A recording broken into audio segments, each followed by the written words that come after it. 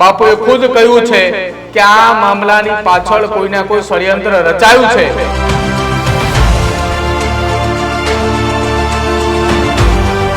આવકની જ્યારે બાપુએ વાત કરી હતી ત્યારે તે આવક 9 થી 10 લાખની આસપાસ છે, પણ રૂપિયો બાપુ લેતા નથી અને મોગલધામની અંદર તમામ જગ્યાએ બોર્ડો પણ મારવામાં આવેલા છે કે દાન આપવું એ પણ એક ગુનો છે।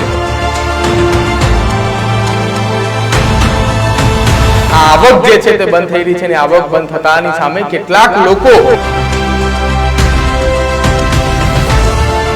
બાપુની દીકરીને એવું કોઈ ને કોઈ વસ્તુ એવી ખવડાવી છે ને ખવડાવ્યા બાદ તેને બેભાન અવસ્થાની અંદર કરીને તેની ઉપર વશીકરણ કર્યું છે। કચ્છની અંદર છેલ્લા 3-4 દિવસથી એક ચર્ચાઓ ચાલી રહી છે કે ચર્ચા એટલા માટે ચાલી કે કબરાવ ધામના મહંત મણિધર બાપુની દીકરીએ એક બુકી સાથે લગ્ન કર્યા અને આ ચર્ચાઓ વહેતી થઈ અને આ વહેતી ચર્ચાને દબાવવાનો અનેક લોકોએ પ્રયત્ન કર્યો, તેમ છતાંય આ ચર્ચા દબાણી નહીં અને ચર્ચાની એ હદ સુધી ચર્ચાઓ થઈ કે હવે બાપુએ પણ આખા મામલે ખુલાસાઓ કર્યા છે। જ્યારે આ ચર્ચાની શરૂઆત થઈ ત્યારથી જ બાપુએ મૌન ધારણ કર્યું હતું, પરંતુ હવે જ્યારે આખી ઘટનાની અંદર એક ખુલાસો થઈ ચૂક્યો છે કે બાપુની દીકરીએ જે વ્યક્તિ સાથે પ્રેમ લગ્ન કર્યા છે એ વ્યક્તિ ઓમ ડાભી કે જે ભુજનો એક બુકી છે। આ બુકીએ ન માત્ર ભુજ પૂરતો કચ્છ પૂરતો પરંતુ ઉત્તર ગુજરાતની અંદર પણ પોતાનું નેટવર્ક ચલાવતો હતો અને આ નેટવર્કના સીધા તાર દુબઈ સુધી કનેક્ટેડ હતા। હવે આખી આ ઘટનાની અંદર મહત્વના ખુલાસાઓ એ થયા છે કે બાપુએ આખા મામલે મૌન તોડ્યું છે। જ્યારે આ ઘટના બની ચર્ચાઓ શરૂ થઈ એના 2 દિવસ બાદ બાપુએ ખુદ મોગલધામની અંદર જ્યારે સભા મળી હતી એ સભાની અંદર કહ્યું હતું કે જે કંઈ પણ થયું છે એ અમારી જાણ બહાર થયું છે, અમારી દીકરી સાથે આ પ્રકારની જે ઘટના આ વ્યક્તિ જે છે તેને અમે ઓળખતા પણ નથી અને આ જે વ્યક્તિએ આ પ્રકારનું કૃત્ય કર્યું છે એ વ્યક્તિએ કોઈના કોઈ ષડયંત્રને આચરી અને આખી આ ઘટનાને અંજામ આપ્યો છે। જો કે હવે બાપુએ રાજકોટના વરિષ્ઠ પત્રકાર અને હેડલાઇન ન્યૂઝના ગ્રુપ એડિટર જગદીશ મહેતા સાથે જે ટેલિફોનિક વાતચીત થઈ એ વાતચીતની હું અહીંયા આજે આપને વાત કરી રહ્યો છું। જગદીશ મહેતાની સાથે જ્યારે ટેલિફોનિક વાતચીત મોગલધામના મહંત મણિધર બાપુએ જે કરી એ બાપુએ વાતચીતની અંદર આખા મામલે ખુલાસાઓ કર્યા અને એ ખુલાસાઓની અંદર બાપુએ એ પણ જણાવ્યું કે બાપુની દીકરીને ભગાડીને લઈ જનાર એ ઓમ ડાભીએ બાપુની દીકરી સાથે કોઈના કોઈ પ્રકારે ષડયંત્ર રચ્યું છે। બાપુની દીકરીને એવું કોઈને કોઈ વસ્તુ એવી ખવડાવી છે ને ખવડાવ્યા બાદ તેને બેભાન અવસ્થાની અંદર કરીને તેની ઉપર વશીકરણ કર્યું છે ને વશીકરણના કારણે બાપુની દીકરીએ તેમની સાથે એટલે કે એ ઓમ ડાભી સાથે લગ્ન કર્યા છે ને તેની સાથે રહેવા માટે મજબૂર બની છે। હાલ તો અમે એટલે કે બાપુ એવું કહ્યું કે હાલ તો એ દીકરી અમારા ઘરે છે, અમારી દીકરીને અમે આખી આ મામલાની પૂછપરછ કરી રહ્યા છીએ અને પૂછતાછના બાદ અનેક પ્રકારના ખુલાસાઓ પણ થઈ શકે છે। જો કે હજુ આ મામલે ધીરે ધીરે ખુલાસાઓ થવાની શરૂઆત થઈ છે। અત્યારે ખુલાસાઓ એટલા માટે થઈ રહ્યા છે કે અમે બાપુ એટલે કે અમે અમારી દીકરીને પૂછપરછ કરી રહ્યા છીએ કે તું એને કેટલા સમયથી ઓળખે છે, ક્યારથી એની સાથે ઓળખાણ થઈ, અત્યાર સુધી તમે બંને ક્યારે કોઈ જગ્યાએ સાથે ગયા હતા કે નહીં।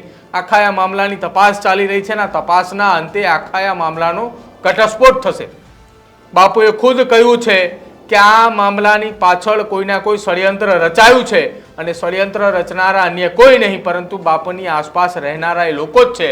એટલા માટે બાપુએ તમામ લોકો ઉપર શંકાના દાયરામાં અને શંકા વ્યક્ત કરી કે આખાએ આ મોગલધામ કબરાવ મોગલધામની અંદર રોજની રોકડ આવકની જ્યારે બાપુએ વાત કરી હતી ત્યારે તે આવક 9 થી 10 લાખની આસપાસ છે।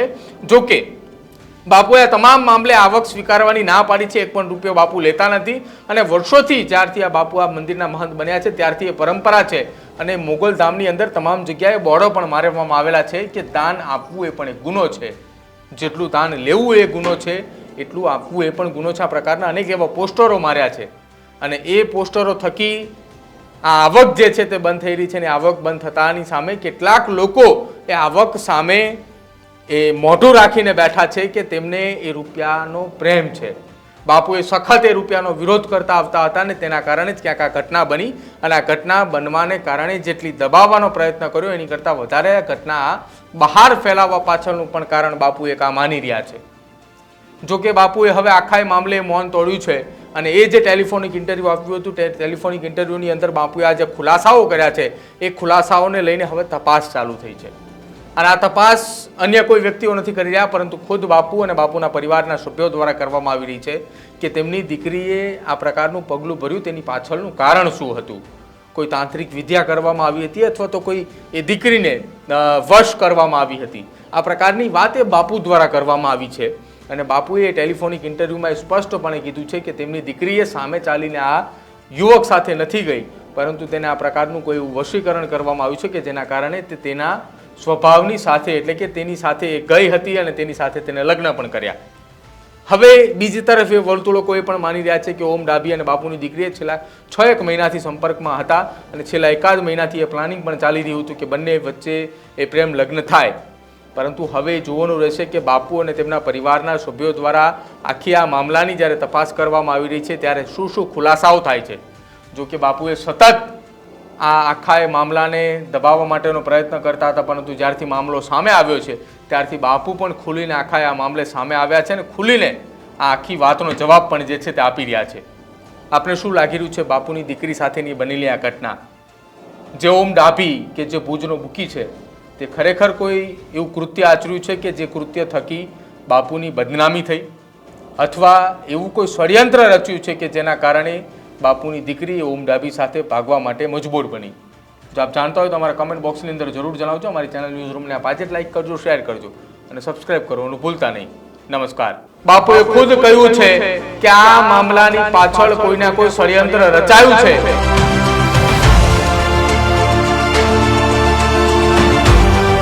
આવકની જ્યારે બાપુએ વાત કરી હતી ત્યારે તે આવક 9 થી 10 લાખની આસપાસ છે, પણ રૂપિયો બાપુ લેતા નથી. અને મોગલ ધામની અંદર તમામ જગ્યાએ બોર્ડો પણ મારવામાં આવેલા છે કે દાન આપવું એ પણ એક ગુનો છે. આ આવક જે છે તે બંધ થઈ રહી છે અને આવક બંધ થતાની સામે કેટલાક લોકો બાપુની દીકરીને એવું કોઈને કોઈ વસ્તુ એવી ખવડાવી છે ને ખવડાવ્યા બાદ તેને બેભાન અવસ્થાની અંદર કરીને તેની ઉપર વશીકરણ કર્યું છે.